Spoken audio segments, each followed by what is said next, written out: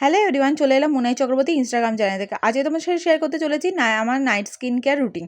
তো night skin care routine আর কালকে আমি শ্যাম্পু করবো, তো শ্যাম্পুর জন্য আমি রেডি হবো। তো ভালো করে আমি চুলটা দেখতে পাচ্ছ, গার্ডার ক্লিপ সব খুলে নিলাম, নিয়ে ভালো করে চুলটা আশ্রয় নিয়েছি। আর কত বড় বড় চুল হয়ে গেছে এবার দেখতেই পাচ্ছ। যে চুলটা কিন্তু কয়টুকু ছিল যখন কেটে এসেছিলাম আরও ছোটো ছিল, এখন কিন্তু অনেকটাই বড় হয়ে গেছে। তো যাই হোক, শ্যাম্পু করার আগে কিন্তু ওই হেয়ার অয়েল মাখা বা হেয়ার প্যাক যাই হোক মাখার আগে কিন্তু চুলটা কিন্তু ভালো করে ব্রাশ করে নিতে হবে, জটটা ছাড়িয়ে নিতে হবে।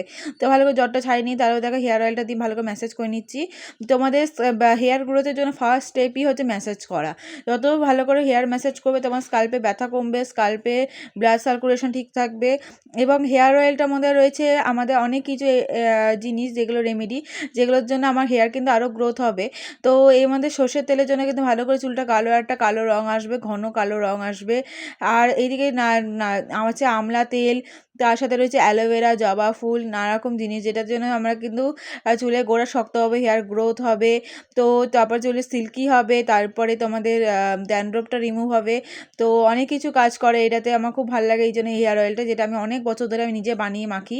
তো যাই হোক, এইদিকে কিন্তু আমার হেয়ার অয়েলটা, চুলটা ভালো করে ব্রাশ করে হেয়ার অয়েল দিয়ে ম্যাসেজ করে নিই, চুলটা ভালো করে বেঁধে নিলাম।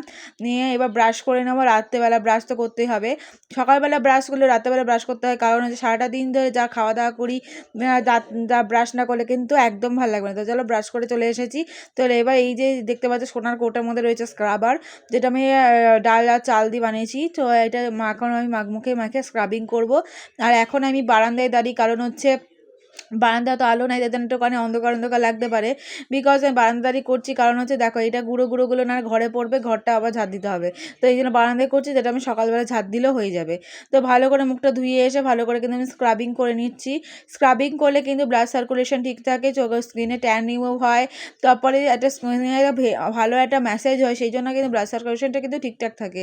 তো ভালো করে ম্যাসেজ করে নিচ্ছি, তার জন্য দেখতেই পাচ্ছ আর স্কিনে কিন্তু হেভি একটা গ্লো দেয়, যেটা আমার হয়, তোমাদের কী হয় বলতে পারবো না। তো আমি কিন্তু অনেক স্ক্রাবার বাইরে ইউজ করেছি, কিন্তু বাড়ির এই স্ক্রাবারটা কিন্তু খুবই ভালো। এই স্ক্রাবারটা তোমরা যে কোনো ড্রাই স্কিনে অ্যাপ্লাই করতে পারো, অ্যান্ড নর্মাল কম্বাইন স্কিনে অ্যাপ্লাই করতে পারো, অয়েলি স্কিনেও অ্যাপ্লাই করতে পারো, কোনো প্রবলেম নাই। যাদের খুব মানে ব্রণ পিম্পলের জন্য রয়েছে, এবার যাদের যাদের স্কিনে স্যুট করে, তো আমার স্কিনে এটা স্যুট করে বলে এটা আমি করি। তো দেখতেই পাচ্ছ ভালো করে স্কিনটা কিন্তু কতটা সুন্দর পরিষ্কার হয়েছে দেখতেই পেলে। তারপর টুকারি আমি ড্রাই করে নিলাম, কিন্তু আমি কিন্তু এই টোনার বলো যাই হোক, টোনার না, মুখটা যখন ফেস ওয়াশ বা স্ক্রাবিং যাই করবো, আমি কিন্তু মুখটা কাপড় দিয়ে কিছু দিয়ে পুজবো না। এটা আমি কিন্তু ফ্যানের তলায় বসে বা কোনো হাত পাকা দিয়ে আমি কিন্তু ড্রাই করব।